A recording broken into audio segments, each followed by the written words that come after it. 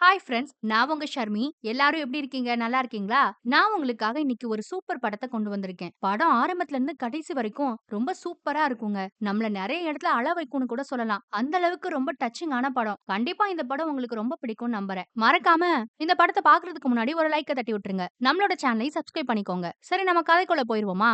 இந்த படத்தோட ஸ்டார்ட்டிங் சீன்லயே நமக்கு நம்ம ஹீரோவையும் அவனோட அழகான குட்டி தங்கச்சியும் தான் காட்டுவாங்க. நம்ம ஹீரோவுக்கும் அவனோட தங்கச்சிக்கும் பாவம் அம்மா அப்பா கிடையாது. அப்பா முன்னாடியே விட்டுட்டு போயிருப்பாரு. அம்மா தான் தனியாள அந்த 2 பிள்ளைங்களுமே வளர்த்திருப்பாங்க. ஆனா அவங்களும் உடம்பு சரியில்லாம இருந்து சில வருஷத்துக்கு முன்னாடி தான் இறந்து போயிட்டாங்க. இப்போ நம்ம ஹீரோவும் அவனோட அந்த 6 வயசு தங்கச்சியும் மட்டும் தான் தனியா அந்த சிட்டில வாழ்ந்துகிட்டு இருக்கிறத நமக்கு காட்டுறாங்க. அவன் தான் அந்த குட்டி பிள்ளைய எழுப்பி பிரஷ் பண்ண வச்சு, குளிக்க வச்சு, சாப்பாடு எல்லாத்தையும் ஊட்டி விட்டு ஸ்கூலுக்கு கிளப்பிக்கிட்டு இருக்கான் இப்போ. நம்ம ஹீரோவுக்கு கூட பெருசா படிப்பெல்லாம் இல்ல. பெரிய வேலையெல்லாம் இவன் பார்க்கல. சின்ன சின்னதா அந்த எலக்ட்ரானிக்ஸ் ஐட்டம், மொபைல் போன் இதெல்லாம் ரிப்பேர் பண்ணி கொஞ்சம் காசு பார்த்து தங்கச்சிய நல்லபடியா படிக்க வச்சுக்கிட்டு இருக்கான். அப்போ அழகா அந்த குட்டி பொண்ண ரெடி பண்ணி ஸ்கூலுக்கு கூட்டிட்டு போயிட்டு இருப்பான் ஸ்கூட்டில. அந்த ஏரியால இருக்க முதியோர் இல்லத்துல வேலை செய்யற ஒருத்தர் ஒரு பிங்க் Dress போட்டிருக்காரு இல்லையா, அவர்தான். டேடே, டிவி ரிப்பேரா போச்சுடா, மறுபடியும் சாயங்காலம் வந்து ரிப்பேர் பண்ணி கொடுத்துருன்னு சொல்லுவாரு. இவனும் சரி சரின்னு சொல்லிட்டு போவான். அப்படியே தங்கச்சியை கொண்டு போய் ஸ்கூல்ல விட்டுட்டு அவ பாய் சொல்லிட்டு கிளம்புறதையும் ஏக்கமா பாத்துக்கிட்டு இருப்பான். ஏன்னா அந்த குட்டி பொண்ணுக்கும் உடம்புல ஏதோ பிரச்சனை இருக்கு. அதுக்காக அவ மாத்திரை கூட சாப்பிட்டுக்கிட்டு இருக்கா தினமும். அவளோட ரிப்போர்ட் தான் இன்னைக்கு வரப்போகுதாமா. சரி, நான் அடுத்ததா டாக்டரை பார்க்க போனா ரிப்போர்ட் எல்லாத்தையும் அவர் பார்த்துட்டு அவளுக்கு ஹார்ட்ல ஏதோ பிரச்சனை இருக்குன்னு சொல்றாரு. ஏன்னா அந்த சின்ன பொண்ணு அதிகமா இருமிக்கிட்டே இருப்பாளாமா. அதனாலதான் இவன் டாக்டர்கிட்ட கூட்டிட்டு போய் செக்அப் எல்லாம் பண்ணிருக்கான். இதே மாதிரி இவங்க அம்மாவும் எப்பவுமே இருமிக்கிட்டே இருப்பாங்களாம். அப்போ டாக்டர் சொல்றாரு, உங்க அம்மாவுக்கு இருந்தது சாதாரண பிரச்சனை தான்ப்பா. ஆனா உன் தங்கச்சிக்கு இருக்கிறது அந்த மாதிரி இல்ல. அவளோட நிலைமை ரொம்ப மோசமா இருக்குன்னு டாக்டர் சொல்றாரு. ஏன்னா அந்த குட்டி பொண்ணுக்கு இப்போ 6 வயசு ஆகுதாம். அவளுக்கு 8 வயசு முடியறதுக்குள்ள, அதாவது இன்னும் 2 வருஷத்துல ஒரு பெரிய ஆபரேஷனை பண்ணாதான் அடுத்து அவளால உயிர் வாழவே முடியுமா. அதுக்கான பணத்தை எல்லாம் சீக்கிரம் ஏற்பாடு பண்ணுப்பா. அப்பதான் அந்த குட்டி பொண்ணை காப்பாத்த முடியும்னு டாக்டர் வேற ஒரு பெரிய குண்ட தூக்கி போட்டாரு. இதை கேட்டதும் நம்ம ஹீரோவுக்கு ரொம்ப வருத்தமா தான் இருக்கு. பாவம், அவனே கிடைக்கிற சின்ன சின்ன வேலையை பார்த்து சம்பாரிச்சுக்கிட்டு இருக்கான். அந்த ஆபரேஷனுக்கு வர நிறைய பணம் செலவாகும். அதுக்கு என்ன பண்றது ஏது பண்றதுன்னு அவனுக்கு ஒண்ணுமே புரியல. ஆனாலும் பையன் துவண்டு போகாம அடுத்தடுத்து பார்க்க வேண்டிய வேலை எல்லாத்தையும் பார்க்க ஆரம்பிப்பான். நம்ம ஹீரோவுக்கு நைஸ் வியூன்ற பேர்ல சின்னதா ஒரு மொபைல் ரிப்பேர் பண்ற கடை இருக்கு. அங்க போய் தான் மொபைல் எல்லாத்தையும் ரிப்பேர் பண்ணி கொடுத்து கொஞ்சம் காசு சம்பாரிச்சுக்கிட்டு இருப்பான். இப்படி நாள் முழுக்க அந்த மொபைல் ரிப்பேர் கடையில வேலை பார்த்துட்டு அடுத்து எங்கெல்லாம் ஏதாவது எலக்ட்ரானிக்ஸ் ஐட்டம் ரிப்பேரா இருக்குன்னு ஆளுங்க கூப்பிடுறாங்களோ அங்கெல்லாம் போய் இவன் ரிப்பேர் பண்ணி கொடுக்கறது உண்டு. அடுத்ததா அந்த முதியோர் இல்லத்துல டிவி ரிப்பேர் ஆயிடுச்சுன்னு சொன்னாங்க இல்லையா, அங்க போய் ரிப்பேர் பண்ணி கொடுப்பான். அந்த ஆசிரமத்துல பாருங்க, ஒரு புருஷனும் பொண்டாட்டியும் அங்க உள்ள வயசானவங்களை எல்லாத்தையும் நல்லபடியா கவனிச்சுக்கிட்டு இருப்பாங்க. அவங்க 2 பேருக்கும் நம்ம ஹீரோவையும் இந்த குட்டி பொண்ணையும் ரொம்ப பிடிக்கும். ஏன்னா இவங்களுக்கு யாருமே இல்ல இல்லையா, அதனால அப்பப்போ அவரு நம்ம ஹீரோவுக்கு சில உதவிகளை பண்றது உண்டு. அதே மாதிரிதான் பொண்டாட்டி ஊரு பக்கம் போனா கொஞ்சம் காய்கறி எல்லாம் கொண்டு வந்தாடா, இந்தா நிறைய இருக்குன்னு சொல்லி நம்ம ஹீரோ டிவியை ரிப்பேர் பண்றதுக்கு பணத்தை மட்டும் கொடுக்காம இந்த காய்கறியும் சேர்த்து கொடுத்து அனுப்புவாரு மனுஷன். அவன் அதை வாங்கிக்கிட்டு தங்கச்சியையும் ஸ்கூல்ல போய் பிக்கப் பண்ணிக்கிட்டு அவங்க தங்கி இருக்க வீட்டுக்கு போவான். அங்க போனா இவன் பல மாசமா வாடகை கொடுக்கலன்னு வீட்டு ஓனரு கதவுல எழுதி ஒட்டி வச்சுட்டு போயிருக்காரு. அதை பார்த்தது இன்னும் இவனுக்கு அப்செட்டா இருக்கும். ஆனாலும் அடுத்தடுத்த வேலையெல்லாம் சுறுசுறுப்பா பார்க்க ஆரம்பிச்சிருவான். சோகமா உட்கார்ந்து இருக்கிறது, வருத்தப்படுறது, புலம்புறதுன்னு அந்த மாதிரியான டைப் கிடையாது நம்ம பையன். ஏன்னா இவன் இந்த குட்டி பொண்ணை வளர்த்தெடுக்கணும் இல்லையா, அப்படிலாம் உட்கார்ந்துருந்தா யாரு வேலையை பாப்பா. வேக வேகமா அவளுக்காக சமைச்செல்லாம் குடுத்துக்கிட்டு இருப்பான். அப்ப திடீர்னு பார்த்தா தங்கச்சி கத்துறா. என்ன ஏதுன்னு ஓடி வந்தா ரொம்ப நாளா முன்னாடி இருந்த பல்லு ஆடிக்கிட்டே இருந்துச்சாம். திடீர்னு அது விழுந்துருச்சுனான்னு சொல்லி பல்ல காட்டுவா. ஐயோ இதானா, நான் பயந்தே போயிட்டேன்னு சொல்லி அத வாங்கி இவனும் ஒரு குட்டி டப்பாக்குள்ள போட்டு வைப்பாங்க. அதுக்குள்ள ஆல்ரெடி இன்னும் 2, 3 பல்லு இருக்கு. அப்புறம் அவள சாப்பிட வச்சு நல்லபடியா தூங்கவும் வச்சிருவான். இவனும் எல்லா வேலையும் முடிச்சிட்டு தூங்கலான்னு போகும்போது இவன் ஃப்ரெண்டு கிட்ட இருந்து ஒரு போன் வரும். அவன் ஏதோ ஒரு பெரிய குடோனுக்கு வர சொல்லி கால் பண்ணியிருக்கான். அவன் அந்த குடோன்ல தான் வேலை பார்க்கறானா. சரின்னு சொல்லி நைட் டைமா இருந்தாலும் இவனும் அந்த இடத்துக்கு போறான். அங்க போனா அது ஒரு வேர் ஹவுஸ். பொதுவா மத்த நாட்டுக்கு ஏற்றுமதி இறக்குமதி பண்ணுவாங்க இல்லையா, அந்த மாரி பொருட்கள ஸ்டோர் பண்ணி வைக்கிற ஒரு இடம்னு சொல்லலாம். அங்க மலை மாதிரி என்னத்தையோ மூடி வச்சிருக்கிறத நம்ம ஹீரோ பாப்பான். என்னடா இது, இரு காட்டுறேன்னு சொல்லி ஃப்ரெண்டுக்காரன் அப்படியே அந்த ஷீட்டை எடுப்பான் பாருங்க. ரொம்ப தூசியா இருக்கும் அந்த இடமே. இதுல இருந்தே தெரியுது இது பல நாளா அந்த இடத்துல மூடி கிடக்குன்னு. உள்ள பெட்டி பெட்டியா என்னமோ இருக்கு. அந்த பெட்டிக்குள்ள என்னத்தடா வச்சிருக்காங்கன்னு பார்த்தா அதுல இருந்து ஃப்ரெண்டுக்காரன் ஒரு போனை எடுத்து கொடுப்பாங்க. இதே போல அந்த பெட்டிக்குள்ள குமிஞ்சு கிடக்கிறது எக்கச்சக்கமான போனு. இது எல்லாமே எஸ்என்இன்னு சொல்லப்படுற ஒரு டாப் கம்பெனியோட மொபைல் போனு தான். அந்த கம்பெனி கிட்ட இருந்து நிறைய போனை வாங்கி ஒருத்தன் இத்தாலிக்கு எக்ஸ்போர்ட் பண்ணலாம்னு பார்த்திருக்கான். ஆனா அந்த போன் எதுவுமே குவாலிட்டி டெஸ்ட்ல பாஸ் பண்ணலையா. உள்ள ஏதோ ஒரு ரிப்பேர் இருக்கு. அதை சரி பண்ணி அவன் விக்கிறதுக்குள்ள வேற ஏதோ ஒரு கேஸ்ல அந்த போனை எல்லாம் வாங்கினவன் ஜெயிலுக்கு போயிட்டானா. இப்போ இது எல்லாமே என் முதலாளியோட வேர் ஹவுஸ்ல இப்படி கொட்டி கிடக்குடா, என் முதலாளி எப்படி எப்படியாவது இந்த பொருளை எல்லாம் வேற யாருக்காவது வித்துரு. அந்த ஜெயில்ல இருக்க பையனும் காசு கேட்டு அனத்திக்கிட்டே இருக்கான். வித்த காச அவன்ட்ட குடுத்துருவோம். நமக்கும் இடம் மிச்சமா இருக்குன்னு சொல்லிக்கிட்டே இருக்காரு. அப்பதான் எனக்கு உன் ஞாபகம் வந்ததுன்னு ஃப்ரெண்டுக்காரன் சொல்லுவான். உனக்கு தான் மொபைல் போன ரிப்பேர் பண்றது கை வந்த கலையாச்சேடா. பாரு எவ்ளோ ஃபோன் கொட்டி கிடக்குன்னு. இத எல்லாத்தையும் ரிப்பேர் பண்ணி மார்க்கெட்ல வித்தேன்னு வச்சுக்கோ செகண்ட் ஹேண்ட்ல. எக்கச்சக்கமா பணம் நீ சம்பாதிக்கலாம். அது மட்டும் இல்லாம உன் தங்கச்சி ஆப்பரேஷனுக்கு வேற நெறைய பணம் தேவைப்படுதே. அதான் இப்போ நல்ல வழி கிடைச்சிருக்கேன்னு ஃப்ரெண்டுக்காரனும் நல்லா சொல்லிக்கிட்டு இருக்கான் நம்ம ஹீரோ கிட்ட. ஹீரோவும் அத எல்லாத்தையும் பாப்பான். ஆனா எப்படி ஆளும் தெரியாம கால விட முடியும்? இந்த ஃபோன் எல்லாம் முதல்ல எதனால குவாலிட்டி டெஸ்ட்ல ரிஜெக்ட் ஆச்சு? உன்கிட்ட அந்த ரிப்போர்ட் இருக்கான்னு கேட்பான் ஃப்ரெண்ட பாத்து. இந்தா இருக்கு ரிப்போர்ட்ன்னு அவன் ரிப்போர்ட்ட எடுத்து காட்டுவான். முதல்ல நான் ஒரு ஃபோன எடுத்துட்டு போய் என்ன பிரச்சனைன்னு பாக்குறேன். அப்புறம் எனக்கு சரின்னு பட்டுதுன்னா இத பத்தி யோசிக்கலாம்னு சொல்லிட்டு நம்ம ஹீரோவும் வந்துருவான். அப்புறம் அவனோட கடைக்கு வந்து அந்த ஃபோன அக்கா பிரிச்சு அதுல என்ன பிரச்சனைன்றத பாப்பாங்க. அந்த ரிப்போர்ட்ல ஏதோ ஒரு கெபாசிட்டர்ல பிரச்சனை இருக்குன்னு வந்திருக்கும். அதனால இந்த பையன் இவனோட எல்லா அறிவையும் யூஸ் பண்ணி அந்த போன்ல இருக்க பிரச்சனைய சரி பண்ண பாப்பான். சரி பண்ணி முடிச்சு பேட்டரிய போட்டதும் போன் சூப்பரா ஒர்க் ஆகுது. இப்ப நம்ம பயலுக்கு ஒரு கான்பிடென்ட் வந்துரும். இது நல்ல ஒர்த்தான டீல் தான்னு. கண்டிப்பா அவ்ளோ போனையும் எடுத்து ரிப்பேர் பண்ணி செகண்ட் ஹேண்ட் மார்க்கெட்ல வித்தோம்னா நல்ல காசு பார்க்கலாம். தங்கச்சிக்கு இருக்க ஆபரேஷனையும் நல்லபடியா பண்ணி முடிச்சிடலான்னு அவனுக்கு ஒரு நம்பிக்கை வந்துருச்சு. ஃப்ரெண்டுக்காரன் அந்த அவ்ளோ போனையும் 1,00,000 ரூபாய்க்கு குடுக்கறேன்னு சொல்லியிருப்பான். ஆனா அம்புட்டு பணத்துக்கு நம்ம ஹீரோ எங்க போவான்? அவனே பாவம் வீட்டு வாடகை கட்ட முடியாம இருக்கானே. அதனால எப்பவும் இவன் கடைக்கு ஒருத்தன் பழைய போனெல்லாம் கொண்டு வந்து ரிப்பேர் பண்ணி வாங்கிட்டு போய்க்கிட்டு இருப்பான். அவன் கிட்ட தான் போய் கடன் கேட்டு நிப்பான். அவனும் பத்திரத்துல சைன் எல்லாம் வாங்கிக்கிட்டு நம்ம ஹீரோ கேக்குற பணத்தை குடுத்துருவான். ஆனா ஒரு மாசத்துக்குள்ள அதுல பாதி பணமான 50,000 திருப்பி குடுக்கணும்னு சொல்றான். நம்ம ஹீரோவும் ஓகே சொல்லிட்டு வந்துருவாங்க. இப்போ பணம் ரெடி ஆயிருச்சு. அந்த வேர் ஹவுஸ்ல இருக்க எல்லா போனையுமே இவன் விலைக்கும் வாங்கிட்டான். விலைக்கு வாங்கிட்டு அதையெல்லாம் ரிப்பேர் பண்ணி விக்கணும் இல்லையா? அதனால சீனால இருக்க ஒரு செகண்ட் ஹேண்ட் மார்க்கெட்டுக்கு போவான். அங்க இருக்க ஒரு கடைக்காரங்கிட்டயும் போய் என்கிட்ட எக்கச்சக்கமான போன் இருக்கு. அத நான் ரிப்பேர் பண்ணி கொடுத்தா ஒரு போனுக்கு எவ்வளவு குடுப்பேன்னு டீலை எல்லாம் போட்டுருவாங்க. இதுல கணக்கு பண்ணி பார்த்தா நம்ம ஹீரோவுக்கு கொள்ள லாபம் கிடைக்குது. கடைக்காரனும் இவ்ளோ போன ஒருத்தர் செகண்ட் ஹேண்ட்ல மொத்தமா வித்தா நிறைய லாபம் கிடைக்கும் இல்லையா அவனுக்கு? அதனால அவனுக்கும் ரொம்பவே சந்தோஷமா இருக்கும். உடனே டீலையும் ஓகே பண்ணிருவாங்க. அப்படியே அதே சந்தோஷத்தோட தங்கச்சிய பிக்கப் பண்றதுக்காக ஸ்கூலுக்கு வருவான். என்னன்னே ரொம்ப சந்தோஷமா இருக்கேன்னு அந்த குட்டி பொண்ணு கூட கேட்பா. ஆமா ஆமா இன்னைக்கு ஒரு தங்க புதையலே நமக்கு கிடைச்சு போச்சு. வா வா உனக்கு என்ன வேணும்? நூடுல்ஸ் வேணுமா? ஐஸ்கிரீம் வேணுமான்னு கேட்டுக்கிட்டே தங்கச்சிய ஜாலியா வீட்டுக்கும் கூட்டிட்டு போவான். இப்படி இவனோட பிரச்சனை எல்லாமே இந்த ஒரு விஷயத்திலேயே முடிஞ்ச மாரி ரொம்ப நிம்மதியா இருக்கிறதுக்குள்ள அடுத்து ஒரு பெரிய பிரச்சனையும் வந்து போகும் நம்ம ஹீரோவுக்கு. அது என்னன்னா திடீர்னு கவர்மெண்ட் ஒரு அனௌன்ஸ்மென்ட்ட போட்டுருவாங்க. செகண்ட் ஹேண்ட் போன்ல நிறைய பிரைவசி ப்ராப்ளம் இருக்கிறதுனால எக்கச்சக்கமான பிரச்சனை வருதாம். அதனால மார்க்கெட்ல இனிமே யாரும் செகண்ட் ஹேண்ட் போனை விக்க கூடாதுன்னு அந்த போனுக்கெல்லாம் ஒரு தடைய போட்டு விட்டுறாங்க கவர்மெண்ட். இதனால நம்ம ஹீரோவுக்கு செம்ம ஷாக்கா போயிடும். எப்படிடா இத சமாளிக்க போறோம்னு வேக வேகமா அந்த கடைக்காரனை பார்க்க தான் போவான். அவனுமே இந்த டீல இனிமே என்னால தொடர முடியாதுப்பா. உன்கிட்ட இருந்து எந்த போனும் எனக்கு வேணாம். ஏற்கனவே இந்த ஏரியால இருக்க 2 டீலர்ஸ அரெஸ்ட் பண்ணிட்டாங்க கவர்மெண்ட். இந்த டீலும் வேணாம், ஒண்ணும் வேணாம்னு சொல்லிட்டான். நம்ம ஹீரோவுக்கு இது பெரிய நஷ்டம் தான். ஏன்னா கையில காசு இல்லாம வெளியில கடை வாங்கி வேர் ஹவுஸ்ல இருந்த குவாலிட்டி டெஸ்ட்ல பாஸ் பண்ணாத அந்த போனை எல்லாத்தையும் வாங்கி வச்சிருக்கான். கவர்மெண்ட் வேற இப்படி தடை பண்ணதுனால இப்ப என்ன பண்ண போறோம்னு அவனுக்கு ஒண்ணுமே புரியல. அந்த வேர் ஹவுஸ்ல இருக்கவங்க வேற வாங்கின பொருளை எடுத்துட்டு போங்க எங்களுக்கு இடம் தேவைப்படுதுன்னு ஹீரோவுக்கு போன் மேல போன் பண்ணிக்கிட்டு இருப்பாங்க. அதனால அங்க போய் கையில இருக்க மிச்ச காசையும் கொடுத்து ஒரு வாரத்துக்கு பொறுங்க நான் சீக்கிரமாவே என்னோட பொருள் எல்லாத்தையும் எடுத்துக்கிறேன்னு சொல்றான். ஆனா இவ்ளோ பொருளையும் எடுத்து இவன் எங்க கொண்டு போறது என்ன பண்றதுன்னு ஒண்ணுமே அவனுக்கு புரியாதுங்க. ஆனாலும் நம்ம பையன் துவண்டு போக மாட்டான். வீட்ல போய் உட்கார்ந்து அந்த போனையே பாத்துக்கிட்டு இருப்பான். பார்த்தா அதுல அந்த கம்பெனியோட பேர் இருக்கும் SNEன்னு. ஆக்சுவலா அந்த போன் எல்லாமே அந்த கம்பெனில இருந்து டெலிவரி ஆன புது போன் தான். ஒருத்தன் இத மொத்தமா வாங்கி இத்தாலிக்கு தான் எக்ஸ்போர்ட் பண்ணலாம்னு இருந்திருப்பான். ஆனா ஏதோ சின்ன ரிப்பேரால குவாலிட்டி டெஸ்ட்ல ஃபெயிலா போயிருக்கும். நம்ம ஏன் இந்த கம்பெனிலே போய் அப்ரோச் பண்ணி பார்க்க கூடாதுன்னு நம்ம ஹீரோவுக்கு அப்ப ஒரு ஐடியா வரும். சரின்னு சொல்லி மறுநாள் அந்த கம்பெனில இருக்க மேனேஜரை பார்க்கிறதுக்காக போவான். அவனோட ஐடியா எல்லாத்தையும் சொல்லுவான். உங்க குவாலிட்டி டெஸ்ட்ல பாஸ் ஆகாத எல்லா போனையும் என்னால ரிப்பேர் பண்ணி தர முடியும் சார். என்கிட்ட அந்த மாதிரி எக்கச்சக்க போன் இருக்கு. மறுபடியும் அதை உங்களால மார்க்கெட்ல சேல் பண்ண முடியும். என்ன நம்புங்கன்னு என்னென்னமோ சொல்லி பார்ப்பான். ஆனா அந்த மேனேஜர் ரொம்ப திமிர் பிடிச்சவன். இவன் சொல்றத காதுலயே வாங்க மாட்டான். இத பாரு தம்பி நீ என்னதான் பண்ணாலும் ஒரு தடவை குவாலிட்டி டெஸ்ட்ல ரிஜெக்ட் ஆன அந்த போன் எல்லாத்தையும் மறுபடியும் குவாலிட்டி டெஸ்ட்ல பாஸ் பண்ண வைக்கவே முடியாது. இது சாத்தியமே இல்லைன்னு சொல்லிடுவான். நம்ம ஹீரோவுக்கு இந்த மேனேஜர் கிட்ட இருந்து எந்த ஒரு உதவியும் கிடைக்கிற மாதிரி தெரியலங்க. ஆனாலும் நம்ம பையன் துவண்டு போக மாட்டான். அடுத்து என்ன பண்ணலாம்? எப்படி அந்த கம்பெனிக்காரங்களை ஒத்துக்க வைக்கலாம் தான் அவனோட யோசனை எல்லாம் இருக்கும். அப்ப கடன் கொடுத்த வேற வந்து பாதி காசு கூடுறான்னு கேட்டுக்கிட்டு இருப்பான். இத பாரு நான் ஒரு பெரிய டீல்ல மாட்டிக்கிட்டேன். இதுல ஜெயிச்சேன்னா கண்டிப்பா உன் பணத்தை நான் சீக்கிரமே கொடுத்துருவேன். நடுவுல வந்து என்ன தொல்லை பண்ணாத. ஒரு வாரம் மட்டும் எனக்கு எப்படியாவது டைம் கொடுன்னு கடன் கொடுத்தவங்க கிட்ட கேட்டுக்கிட்டு இருப்பான். அவனும் சரி ஒரு வாரம் தானே உனக்காக தரமாட்டேனா?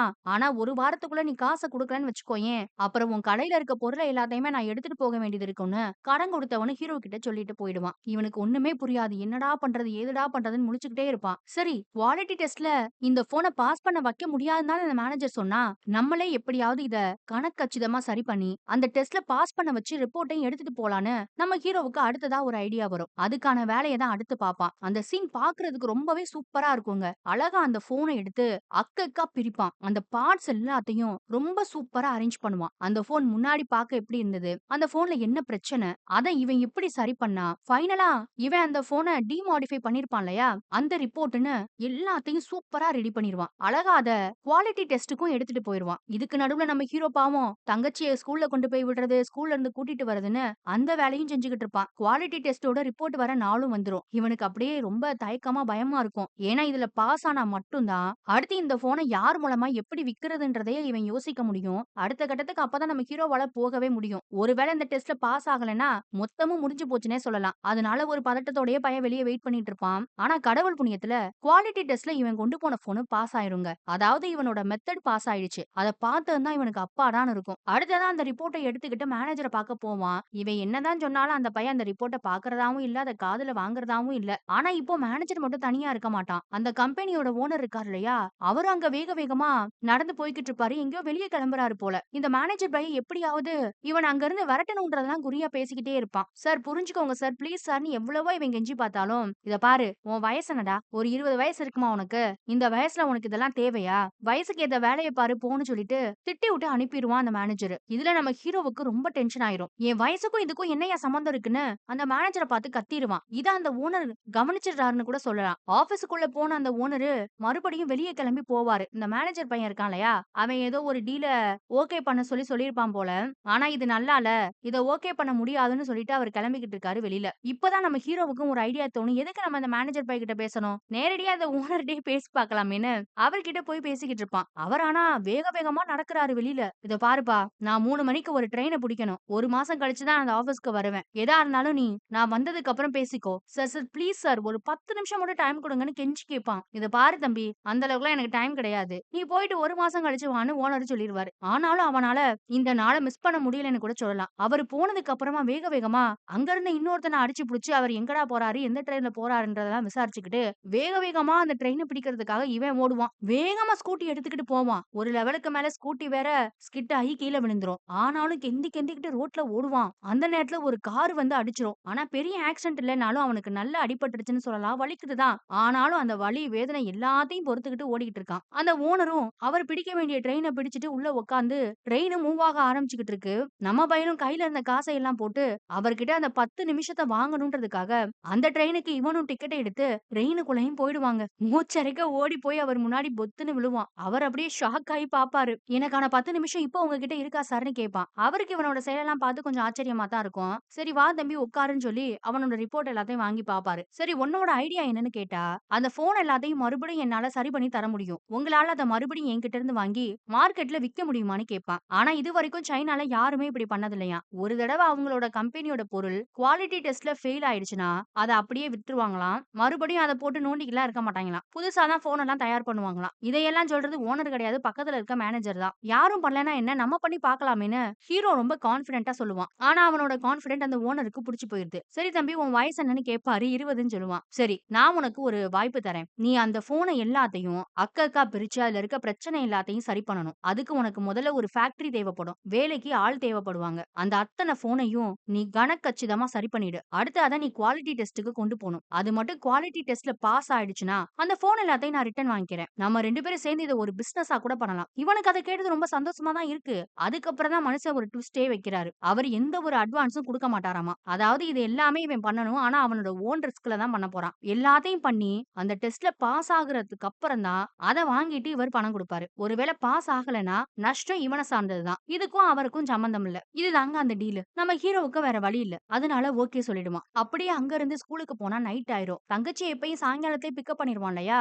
ஆனா இவன் வராததுனால வாட்ச்மேன் தாத்தா அந்த குட்டி பொண்ண பாதுகாப்பா பாத்துக்கிட்டு இருந்திருப்பாரு. அப்புறம் அங்க இருந்து தங்கச்சிய கூட்டிட்டு வந்தா இவனுக்கு இந்த டீல பத்தி தான் மண்டைக்குள்ள ஓடிக்கிட்டே இருக்கும். அடுத்து இவன் பார்க்க போறது அந்த முதியோர் இல்லத்துல லிங்குன்னு ஒருத்தர் வேலை பார்த்துக்கிட்டு இருப்பாரு இல்லையா?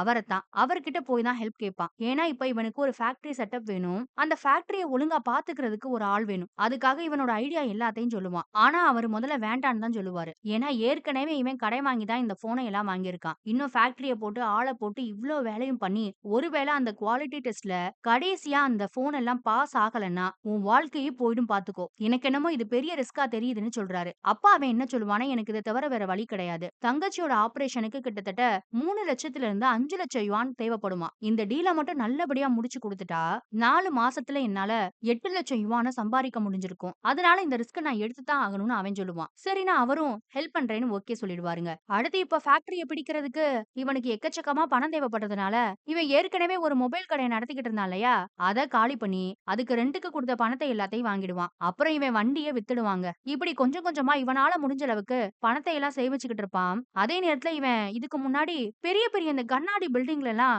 ரொம்ப ரிஸ்க் எடுத்து தொங்கிக்கிட்டே அந்த கிளாஸ நிறைய பேர் துடைப்பாங்க இல்லையா, அந்த ஒரு வேலையை தான் பார்த்திருப்பான். இப்போ இவனுக்கு பண தேவை அதிகமா இருக்கிறதுனால அந்த இடத்துலயே போய் மறுபடியும் வேலை கேட்பாங்க. ஆனா இப்போ ஆள் தேவையில்லைன்னு அங்க இருக்கவன் சொல்லுவான். அதனால வேற வழி இல்லாம யோசிக்காம நம்ம ஹீரோ அவன் காலை பிடிச்சிருவான். சரின்னு சொல்லி அவனும் வேலை தரேன்னு ஒத்துக்கிறான். இப்போதைக்கு நம்ம ஹீரோவோட பிளான் என்னன்னா, பகல்ல இங்க கண்ணாடி துடைக்கிற வேலையை பார்த்து பணம் சம்பாரிச்சு அந்த பணத்தை வச்சு வேலைக்கு வரவங்களுக்கு சம்பளம் கொடுக்கறது, வேலை பார்க்குற ஃபேக்டரியோட கரண்ட் பில் கட்டுறது, மெயின்டைன் பண்றது எல்லாத்தையும் பாத்துக்கிட்டோம்னா நைட்ல போய் இவன் அங்க வேலையை பார்க்கலாம். அதுபடிதான் எல்லாத்தையும் அரேஞ்ச் பண்ணிக்கிட்டு இருக்கான். அடுத்து இவங்களுக்கு ஒரு ஃபேக்டரி தேவை இல்லையா, அதுக்காக ஒரு இடத்த பார்ப்பாங்க. அது பாக்குறதுக்கு ஒரு கண்டெய்னர் மாதிரி இருக்கு. அத வாடகைக்கு பிடிப்பாங்க. ஆனா அந்த இடம் ரொம்ப மோசமா இருக்கும். நம்ம ஹீரோவும் அந்த லிங்கும் தான் சேர்ந்து அந்த இடத்த மொத்தமா கிளீன் பண்ணுவாங்க. ஒரு ஆபீஸ் செட்டப்ல அத கனக்கச்சிதமா ரெடி பண்ணிருவாங்கங்க. அடுத்து இவங்களோட வேர்ஹவுஸ்ல இருந்த அந்த போன் எல்லாம் இருக்கு இல்லையா, அதை எடுத்துட்டு வந்து ஒரு இடத்துல ஸ்டோர் பண்ணணுமே, அதுக்காக இந்த ஆபீஸ்க்கு முன்னாடியே ஒரு ஷெட்ட போட்டு அங்க கொண்டு வந்து அதை ஸ்டோர் பண்ணிடுவாங்க. இடம் இப்ப ரெடி ஆயிருச்சு. அடுத்த வேலைக்கு ஒர்க்கர்ஸ் தேவைப்படுறாங்க. அதனால இவங்களுக்கு தெரிஞ்ச ஒரு ஆளை போய் பார்த்து வேலைக்கு ஆள் தேவைன்னு கேட்பாங்க. அந்த ஆளும் இன்னும் நிறைய பேர்கிட்ட கூட்டிட்டு போவான். அப்படி அவன் முதல்ல கூட்டிட்டு போறது ஹோட்டல்ல வேலை செஞ்சுக்கிட்டு இருக்க ஒரு லேடி கிட்ட. அவங்க இதே மாதிரி ஒரு எலக்ட்ரானிக்ஸ் ஃபேக்டரியில தான் அதுக்கு முன்னாடி வேலை பார்த்தாங்களாமா. அங்க அதிகப்படியான நாய்ஸ் இருந்ததுனால அவங்களுக்கு காது கேட்காம போச்சாம். அதுல இருந்து அவங்க அந்த வேலையை விட்டுட்டு ஒரு ஹோட்டல்ல இப்ப பாவம் சர்வரா வேலை பார்த்துக்கிட்டு இருக்காங்க. அந்த அம்மாவை அவன் கை காட்டுவான். அந்த அம்மா கிட்ட போய் கேட்டதும் அந்த அம்மாவும் வேலைக்கு வரேன்னு ஒத்துக்கிறது. ஆனா அவங்களுக்கு இந்த போனை எப்படி கலட்டி வேலை பார்க்கறதுன்னு முதல்ல தெரியாதுங்க. அந்த வேலை எல்லாத்தையுமே நம்ம ஹீரோ தான் பொறுமையா சொல்லி கொடுத்துக்கிட்டு இருப்பான். அவங்களுக்கு காது கேட்காதனால கொஞ்சம் கத்தி கத்தி பேச வேண்டியதா வேற இருக்கும். அப்ப அந்த அம்மா சொல்லும், நீ ஒண்ணும் கவலைப்படாதப்பா, இன்னும் கொஞ்ச நாள் என் பையன் எனக்கு காது கேட்கிற மிஷின் எல்லாம் வாங்கி தரேன்னு சொல்லியிருக்கான். அதுக்கப்புறம் இந்த பிரச்சனை எல்லாம் உனக்கு இருக்காதுன்னு ஹீரோவை பார்த்து சொல்லும். அடுத்து ஒரு பாக்ஸர் கிட்ட அந்த ஆளு கூட்டிட்டு போவான். அந்த ஆளு முன்னாடி பாக்ஸரா இருந்தாருங்க, இப்ப வேலை இல்லாம சும்மா தான் இருக்காரு. அதனால வேலைக்கு வருவாருன்னு சொன்னதும் அவரையும் கூட்டிட்டு வந்து ட்ரைனிங் எல்லாம் கொடுப்பான் நம்ம ஹீரோ. அடுத்து ஒரு கல்யாண மாப்பிள, அந்த கல்யாண மாப்பிளையோட ஃப்ரெண்டுன்னு இப்படி 4, 5 பேரு வேலைக்கு வருவாங்கங்க. அப்புறம் நம்ம லிங்க இருக்காரு இல்லையா, அவர் வேலை செய்யற முதியோர் இல்லத்துல இருந்து வர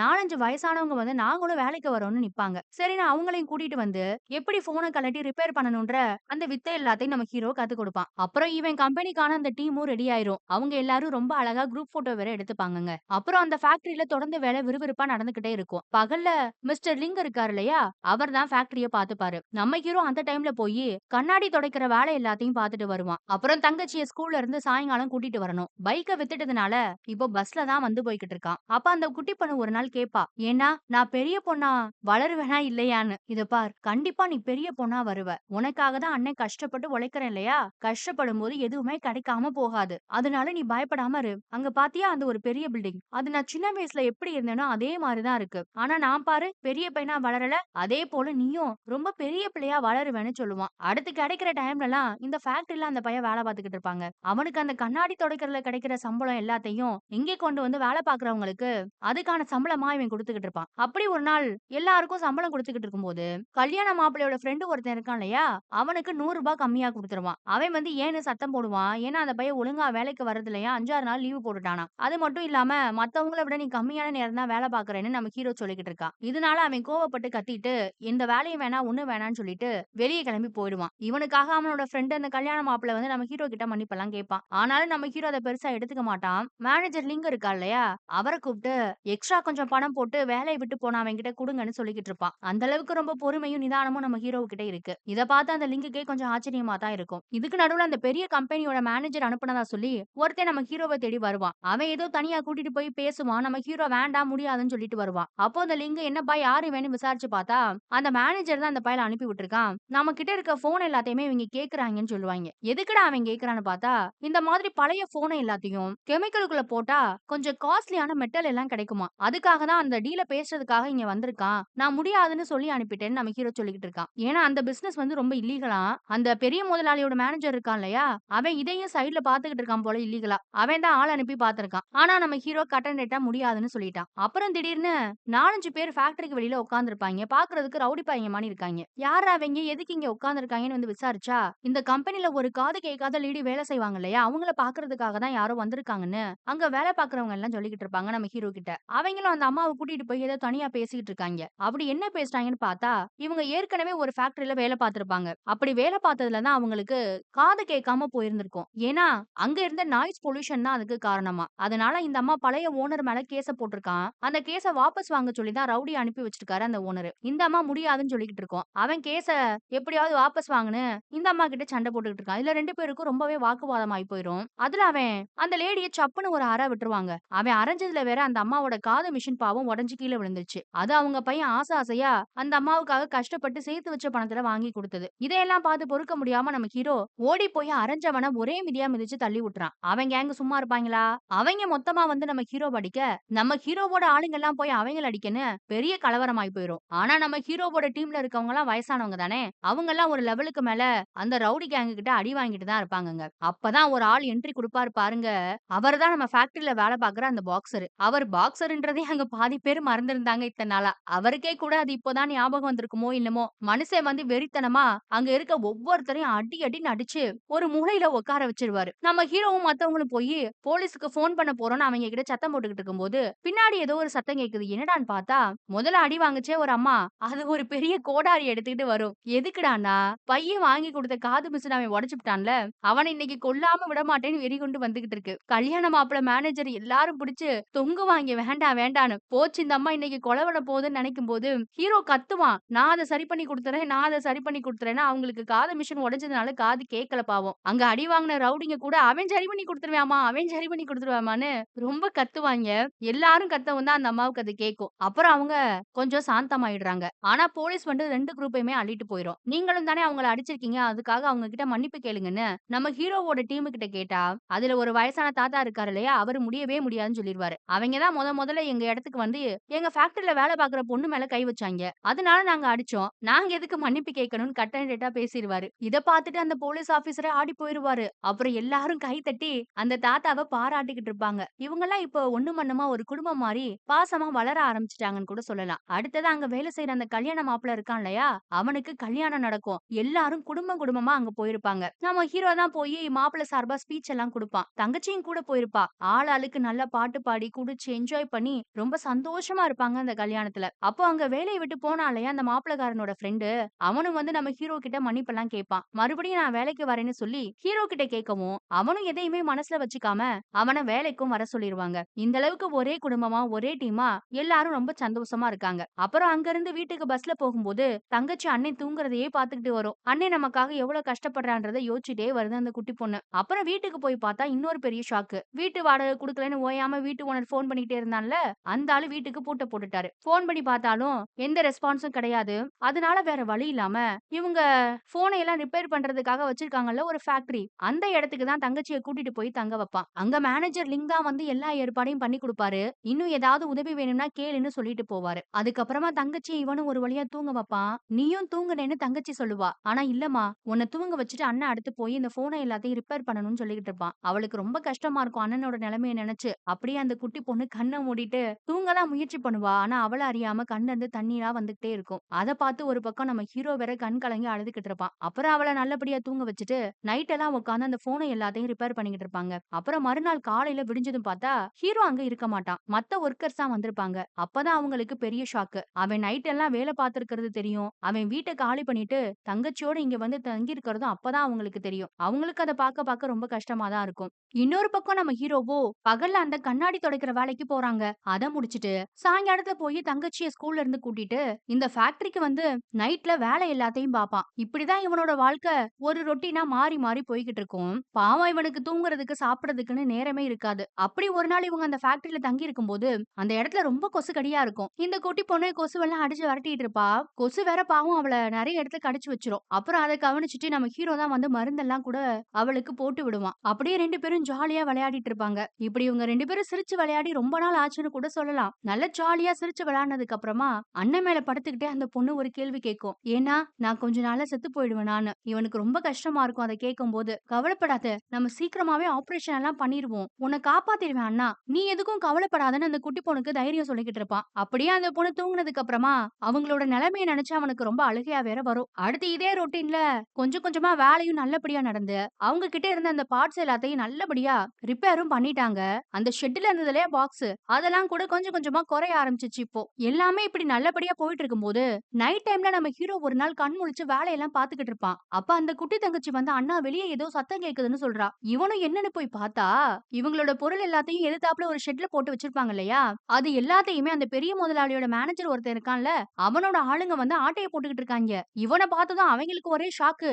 ஏன்னா இவன் இங்க தங்கி இருக்கான்றது அவங்களுக்கு தெரியாது. அதனால வேக வேகமா அள்னது மட்டும் போதும்னு சொல்லிட்டு அவங்க வண்டிய எடுத்துட்டு ஓடுவாய்ங்க. நம்ம ஹீரோவும் பின்னாடியே தொரத்திக்கிட்டே ஓடுவான். இத பார்த்து அந்த குட்டி பொண்ணுக்கு வேற ஒரே ஷாக்கு. அந்த வண்டிய விடாம நம்ம வேகமா அந்த வண்டியிலே குதிச்சு அந்த மேனேஜரோட ஆளுகிட்ட செம்மையா சண்டை போட்டுக்கிட்டு இருக்கான். 2 பேத்துக்கும் வண்டிக்குள்ளேயே செம்ம ஃபைட் நடக்கும். இதுல வண்டி வேற ஆக்சிடென்ட் ஆகுற மாரி அங்கிட்டு இங்கிட்டு போயி ஒரு வழியா இவங்க 2 பேரும் சண்டை போட்டதுல பறந்து வந்து ரோட்லயே விழுந்துட்டாங்க 2 பேரும். வண்டி ஒரு பக்கம் கிடக்குது. அந்த மேனேஜரோட ஆளு பாவம் கண்ணு முழிக்கவே இல்லங்க. நம்ம ஹீரோவுக்கு வேற இந்த சண்டையிலயும் ஆக்சிடென்ட்லயும் கையில செம்ம அடிபட்டுருது. இதையெல்லாம் பார்த்துட்டு இருந்த அந்த குட்டி பொண்ணு அண்ணனை தேடி பாவம் பின்னாடியே ஓடி வந்திருக்கா. இங்க வந்து பார்த்தா அண்ணனுக்கு கையில ரொம்ப ரத்தம் வரத பார்த்துட்டு அவ ரொம்ப வருத்தப்பட்டு அப்படியே தேம்பி தேம்பி அழுதுட்டு இருப்பா. அதுக்கப்புறமா போலீஸ்ல கம்ப்ளைண்ட் எல்லாத்தையும் குடுத்துட்டு இவனோட பொருள் எல்லாத்தையும் ரிட்டர்னும் வாங்கிட்டு வந்துருவான். ஹாஸ்பிடலுக்கு போய் கைக்கு வைத்தியம் எல்லாம் பார்ப்பான். அதுல 2 விரலையும் நல்ல பிராக்சர் ஆயிடுச்சுன்னு சொல்லி கட்டெல்லாம் போட்டு விட்டுருப்பாங்க. இவனால இப்போ அந்த 2 விரல அசைக்க கூட முடியாது. அந்த அளவுக்கு வலியா இருக்கும். ஆனாலும் நம்ம பையன் அதோட தான் மறுநாள் காலையில அந்த கண்ணாடி துடைக்கிற வேலைக்கு போவான். அங்க போனா மேல இருந்து பக்கெட்ட கீழ போட்டுட்டான் போல. ஏன்னா கையில அடிபட்டதுனால அவனால ஒழுங்கா பிடிச்சிருக்க முடியாது. அதனால இவனுக்கு வேலை கொடுத்தவனும் இவனை கூப்பிட்டு வச்சு ரொம்ப திட்டிக்கிட்டு இருக்கான். நம்ம பையன் அந்த காவியம் தெரியக்கூடாதுன்றதுக்காக கிளவுஸ் போட்டுட்டு தான் வேலைக்கு போயிருப்பான். அவன் ஆனா இவன் கையில ஏதோ பிரச்சனை இருக்குன்னு கண்டுபிடிச்சு கிளவுஸ கழட்ட சொல்லுவான். கழட்டி பார்த்தா 2 விரலும் பிராக்சர் ஆயிருக்கும். அவன் இன்னும் கடுப்பாயி ரொம்ப திட்டுவான் நம்ம ஹீரோவ போட்டு. ஏற்கனவே இந்த மாதிரி இவங்க குரூப்ல ஒரு பையன் மேல இருந்து தவறி விழுந்து செத்தே போயிட்டானாம். பக்கெட்டுக்கு பதிலா நீ விழுந்திருந்தா என்ன ஆகுறதுன்னு சொல்லி அவன் ரொம்ப திட்டுவான் நம்ம ஹீரோவ போட்டு. இந்த பையன் இந்த கை உடைஞ்சத மறைச்சு 3 நாள் வேலை பார்த்திருக்கான். அதுக்கு மட்டும் காச வாங்கிட்டு போ. இனிமே வேலைக்கு வராதன்னு சொல்லி அனுப்பிட்டான். நம்ம ஹீரோவுக்கு இப்போ ரொம்ப கஷ்டமா இருக்கும். ஏன்னா இங்க வேலை பார்க்குற அந்த சம்பளத்த வச்சு தான் அங்க வேலை பார்க்குறவங்களுக்கு சம்பளம் குடுத்திருப்பான். அந்த கண்டெய்னருக்கு, அந்த ஷெட்டுக்கெல்லாம் வாடகை குடுத்திருப்பான். இப்ப அதெல்லாம் எப்படி பண்ண போறோம்னு ரொம்ப வருத்தத்துல இருக்கான். அடுத்த நாள்ல இருந்து பகலையும் அந்த ஃபேக்டரியிலேயே உட்கார்ந்து எல்லார் கூடயும் வேலை பார்த்துக்கிட்டு இருப்பான் நம்ம ஹீரோ. அப்ப அந்த கண்டெய்னர் ஓனர் வேற வந்து வாடகை குடுக்கலைன்னு கத்திக்கிட்டு போறான். அப்படியே கொஞ்சம் கொஞ்சமா அங்க மழை சீசன் வேற ஆரம்பிச்சிருங்க. இவனுக்கு என்னடா பண்றதுன்னு ஒண்ணுமே புரியாது. மழை வேற அந்த சிட்டில ஒரு பக்கம் அடிச்சு ஊத்திக்கிட்டு இருக்கும். அதனால டைம் வேற போயிட்டு இருக்கா. இவனுக்கு எக்கச்சக்க பண பிரச்சனை இருக்கிறதுனால வேற வழி இல்லாம எல்லாத்தையும் சமாளிக்கிறதுக்காக அந்த மேனேஜரை போய் பார்ப்பான். அவன் கிட்ட போய் அட்வான்ஸா கொஞ்சம் பணம் குடிக்க முடியுமான்னு கேக்குறான். ஆனா அந்த பயலுக்கு சுத்தமா ஈவ இறக்கமே கிடையாது நம்ம ஹீரோ மேல. இத பாரு, எங்க பாஸ் அன்னைக்கு சொல்லும்போது அட்வான்ஸ்லாம் குடுக்க மாட்டோம்னு சொல்லி தானே சொன்னாரு. அதுக்கெல்லாம் ஒத்துக்கிட்டு தானே நீயும் கான்ட்ராக்ட்ல சைன் பண்ண. இப்ப வந்து அட்வான்ஸ் கேக்குற? சார் நான் ரொம்ப கஷ்டத்துல இருக்கேன் சார். என்னால சமாளிக்க முடியல. தயவு பண்ணி கொஞ்சமா பணம் குடுங்க. இன்னும் 2 வாரத்துல தான் பொருள் எல்லாம் நான் டெலிவரி பண்ணிருவேனே. அதெல்லாம் குவாலிட்டி டெஸ்ட்ல பாஸ் ஆகுமோ ஆகாதோ எங்களுக்கு தெரியாது. அப்படி இருக்கும்போது எதுக்கு பணம் குடுக்கணும்னு அந்த பையன் ரொம்ப பேசுவான் நம்ம ஹீரோவ போட்டு. உன்ன முதல் நாள் பார்த்தப்பயே எனக்கு தெரியும். நீ எல்லாம் சம்பளத்துக்கு சின்ன சின்ன வேலை செய்ய தான் லாய்க்கு. நீ எதுக்காக இதெல்லாம் போட்டு இழுத்துட்டு இருக்கேன்னு ரொம்ப டிஸ்கரேஜ் பண்ற மாதிரி வேற பேசுவான் நம்ம ஹீரோவ. இதனால அவன் இன்னமும் நொந்து போயிருவான். அங்க வேற மழை அடிச்சு ஊத்திட்டு இருக்கும். காத்து வேற ரொம்ப மோசமா அடிக்கும். மேபி அந்த சிட்டில புயல் வந்திருக்கும் போல. இந்த பையல பார்க்க வந்ததுல தங்கச்சிய ஸ்கூல்ல இருந்து பிக்கப் பண்ண மறந்துடுறான். எல்லா பக்கமும் காத்து மழைன்னு ரொம்ப மோசமா வானிலை இருக்கும்போது அந்த குட்டி பொண்ணு பாவம் வாட்ச்மேன் தாத்தாவோட அந்த ரூம்ல இருக்கா. அண்ணன் வருவானா மாட்டானா, அண்ணன் எங்க போனானோன்னு அவளுக்கு வேற ஒரே தவிப்பு. அப்ப அந்த புயல்ல பாருங்க, நம்ம தங்கச்சிய கூப்பிடுறதுக்காக ரொம்ப கஷ்டப்பட்டு வந்துகிட்டு இருப்பான். அண்ணன் வரத பார்த்து அந்த பொண்ணுக்கு ரொம்ப கஷ்டமா இருக்கும். நமக்காக அண்ணன் இவ்ளோ கஷ்டப்படுறானேன்னு ரொம்ப வருத்தப்படுவா. அப்புறம் 2 பேரும் அந்த வாட்ச்மேன் தாத்தாவோட ரூம்லயே அன்னைக்கு நைட்டு தங்கிடுவாங்க. தங்கச்சிய தூங்க வச்சுட்டு நிறைய விஷயங்கள நம்ம ஹீரோ யோசிச்சு பார்ப்பான். அப்போ அவங்க அம்மா சாகுறதுக்கு முன்னாடி பேசுனதெல்லாம் ஞாபகத்துக்கு வரும் அவனுக்கு. நான் கண்டிப்பா இந்த உலகத்தை விட்டு போயிடுவேன்டா. தங்கச்சிய நல்லபடியா பாத்துக்கோ. உன்னையும் நீ தான் பாத்துக்கணும்னு அம்மா கடைசியா சாகும்போது சொல்லிருப்பாங்க. அதையெல்லாம் நினைச்சு பார்த்து பார்த்து இவன் ரொம்ப அழுதுகிட்டு இருக்கான். என்னடா பண்ண போறோம்? எப்படி இந்த பண பிரச்சனையை சமாளிக்க போறோம்னு அவன் முழிச்சுக்கிட்டு இருக்கும்போது மறுநாள் காலையில எந்திரிச்சு அவனோட ஃபேக்டரிக்கு வந்து பார்த்தா இன்னொரு பெரிய சம்பவம் நடந்திருக்கும் அங்க. அவனோட பொருள் எல்லாத்தையும் முன்னாடி ஷெட் போட்டு ஸ்டோர் பண்ணி வச்சிருந்தான்ல. இந்த காத்துலயும் புயல்லையும் அந்த ஷெட் மொத்தமா இடிஞ்சு விழுந்துருச்சு. அத பார்த்ததும் பையன் இன்னும் நொறுங்கி போயிடுவான். இதுல அந்த இடத்தோட ஓனர் வேற வந்து இந்த இடத்தை இன்னொருத்தருக்கு வாடகைக்கு விடுறதுக்கு நான் பேசி முடிச்சிட்டேன்ப்பா. 3 நாள்ல நீ இடத்த காலி பண்ணிருன்னு சொல்லிட்டு போறான். எல்லாமே முடிஞ்சு போச்சு. நம்ம ஹீரோ நொந்து போய் உட்கார்ந்து இருக்கும்போது இவனோட ஃபேக்டரி ஆளுங்கலாம் இருக்காங்க இல்லையா? அவங்கலாம் ரெயின் கோட்ட போட்டுக்கிட்டு வேலைக்கு வருவாங்க. அவங்களும் அந்த ஷெட் உடைஞ்சு போய் இருக்கிறத பாக்குறாங்க. ஆனா அவங்களுக்கு ஷாக் இல்ல. ஏன்னா இந்த மாதிரி புயல் காத்து வரும்னு அவங்களுக்கு முன்னாடியே தெரியும். அதனால பொருள் எல்லாம் நனையாம இருக்கணும்ன்றதுக்காக அவங்க அத ரொம்ப பாதுகாப்பா மூடி தான் வச்சுட்டு போனாங்களாம். நம்ம அப்படி பண்ணிட்டு போனது நல்லதா போச்சுன்னு அவங்களுக்குள்ளேயே பேசிட்டு வந்துட்டு இருப்பாங்க. நம்ம ஹீரோ இங்க கண்ணெல்லாம் கலங்கி போய் ஒரு மாரி உட்கார்ந்திருப்பான். "என்ன ஆச்சு பாஸ்ன்னு?" கேட்டா, "இந்த இடத்தோட ஓனர் 3 நாள்ல நம்மள காலி பண்ண சொல்லிட்டாரு. ஆனா பொருள டெலிவரி பண்றதுக்கு இன்னும் 2 வாரம் இருக்குன்னு" நம்ம ஆளு சொல்றான். "என்ன பாஸ் இதுக்கா இப்படி உடைஞ்சு போய் உட்கார்ந்திருக்கீங்கன்னு?" கேட்டா, "இல்ல என்கிட்ட காசு சுத்தமா இல்ல. என்னால உங்களுக்கெல்லாம் சம்பளம் குடுக்க முடியாது. போச்சு எல்லாமே போச்சுன்னு உடைஞ்சு போய் இவன் அழற மாரி இருக்கும்போது, அட சம்பளமா முக்கியம்? இந்த டீல் நல்லபடியா முடிஞ்சதும் எனக்கு சம்பளம் குடுத்துக்கோன்னு ஆளாளுக்கு சொல்ல ஆரம்பிச்சுருவாங்க. 3 நாள்ல இந்த இடத்த காலி பண்ணா என்ன? பேசாம நம்மலாம் ஒண்ணு பண்ணுவோம். நமக்கு தான் இந்த வேலை நல்லா தெரியுமே. அதனால எல்லாரும் கொஞ்சம் கொஞ்சம் பொருள அவங்கவங்க தங்கி இருக்க வீட்டுக்கோ, ரூமுக்கோ எடுத்துட்டு போயி தனித்தனியா வேலை பார்ப்போம். 2 வாரத்துக்குள்ள கண்டிப்பா இந்த வேலைய முடிக்க முடியும்னு எங்களுக்கு தோணுதுன்னு அவங்க ரொம்ப கான்ஃபிடென்ட்டா சொல்லுவாங்க. அதுல இந்த மாப்பிளக்காரன் இருக்கான்ல அவன் சொல்லுவான், "பாஸ் நீங்க கவலைப்படாதீங்க. என் ஒய்ஃப் கூட ஜேசிபி டிரைவர் தான். அவன் இந்த ஷெட்டு கிட்டலாம் நல்லபடியா ஜேசிபிய வச்சு சுத்தம் பண்ணி குடுத்துருவான்னு" அவன் ஒரு பக்கம் சப்போர்ட்டிவா பேசுவான். இந்த டீம் மொத்தமும் இப்போ ஆளாளுக்கு ஒவ்வொரு உதவி பண்றோம்னு சொல்லி ரொம்ப சப்போர்ட்டிவா பேசுவாங்க. இத கேட்க கேட்க அவனுக்கு அப்படியே கண்ணெல்லாம் கலங்கும். இந்த கஷ்ட காலத்துல என் டீம் எனக்கு இவ்ளோ சப்போர்ட்டிவா இருக்கேன்னு அப்படியே ரொம்ப நெகிழ்ந்து போயிருவான் நம்ம பையன். "பாஸ் நாங்கலாம் உங்களுக்கு துணையா இருக்கோம். கண்டிப்பா இந்த டீல நம்ம நல்லபடியா முடிச்சிடலான்னு" எல்லாரும் ஒண்ணு சேர்ந்து அடுத்து வேலை பார்க்க ஆரம்பிச்சுருவாங்க. அந்த புது மாப்பிள்ளையோட பொண்டாட்டியும் வந்து ஜேசிபிய வச்சு எல்லாத்தையும் கிளீன் பண்ணி குடுத்துரும். இவங்களும் இங்க இருக்க ஒவ்வொரு ஐட்டத்தையா லாரில ஏத்தி அந்த இடத்த நல்லபடியா காலி பண்ணியும் குடுத்துருவாங்க ஓனருக்கு. இப்ப எல்லாரும் ரொம்ப கான்ஃபிடென்ட்டா ஜாலியா இருக்காங்க. அந்த வண்டியில போகும்போது ரொம்ப நாளைக்கு அப்புறம் நம்ம ஹீரோ ரொம்ப ஜாலியா சிரிச்சு பேசிட்டு வருவான் எல்லார்கிட்டயும். அடுத்து அந்த பொருளை எல்லாம் எல்லாரும் அவங்கவங்க தங்கி இருக்க இடத்துக்கு கொஞ்சம் கொஞ்சமா ஷிஃப்ட் பண்ணிப்பாங்கங்க. அதுக்கப்புறமா அவங்க எல்லாரும் அவங்கவங்க தங்கி இருக்க இடத்துல இருந்தே வேலை எல்லாத்தையும் வேக வேகமா முடிச்சுக்கிட்டு இருப்பாங்க. ஆனா நம்ம ஹீரோவுக்கும் குட்டி பொண்ணுக்கும் தான் வீடு இல்ல இல்லையா? அவங்க அந்த முதியோர் இல்லத்துல தான் இப்ப தங்கியிருக்காங்க. அங்க இருக்க மத்தவங்களும் இவங்களுக்கு நெறைய ஹெல்ப் பண்ணுவாங்க. எல்லாரும் சேர்ந்து நல்லபடியா குறிப்பிட்ட டைமுக்குள்ள அந்த வேலையும் முடிச்சுட்டாங்க. எல்லா பொருளையும் அசெம்பிள் பண்ணி குவாலிட்டி டெஸ்டுக்காக ஒரு கண்டெய்னர்லயும் மொத்தமா ஏத்தி விட்டுட்டு ரொம்ப திருப்தியா அந்த முதியோர் இல்லத்துக்கு வெளியில நிக்கிறத நமக்கு காட்டுவாங்க. நம்ம ஹீரோவுக்கு ஆனா பக்கு பக்குன்னு இருக்கும். ஏன்னா டெஸ்டுக்கு போயிட்டு என்ன ரிசல்ட் வருமோன்னு தெரியல. ஆனாலும் வேலைய ஆன் டைம்க்கு முடிச்சுட்டான். அடுத்து காலையில நம்ம தங்கச்சி இருக்கா இல்லையா? அவள கூட்டிட்டு போய் ஸ்கூல்ல விட்டுட்டு, "இன்னைக்கு தான் ரிசல்ட் அனௌன்ஸ் பண்ண போறாங்க. அதனால நான் வரதுக்கு கொஞ்சம் லேட் ஆகும். நீ வாட்ச்மேன் அங்கிள் கூட பத்திரமா இருமான்னு" சொல்லுவான். ஆனா அவன் ஒரு மாதிரி பதட்டமா இருக்கான் இல்லையா? அப்போ தங்கச்சி சொல்லுவா, "அண்ணா இதோ பாரு எதுக்கும் ஃபீல் பண்ணாத. நீ எது பண்ணாலும் கண்டிப்பா பெஸ்ட்டா தான் இருக்கும்." இப்படி அண்ணனுக்கு தைரியம் சொல்லிட்டு அவளும் ஸ்கூலுக்குள்ள ஓடி போயிடுவா. இந்த பக்கம் பார்த்தா நம்ம ஹீரோ இருக்கான் இல்லையா? அவன் அவனோட மொத்த டீம் கூட அந்த பெரிய முதலாளியோட ஆபீஸ்க்கு வந்திருக்கான்.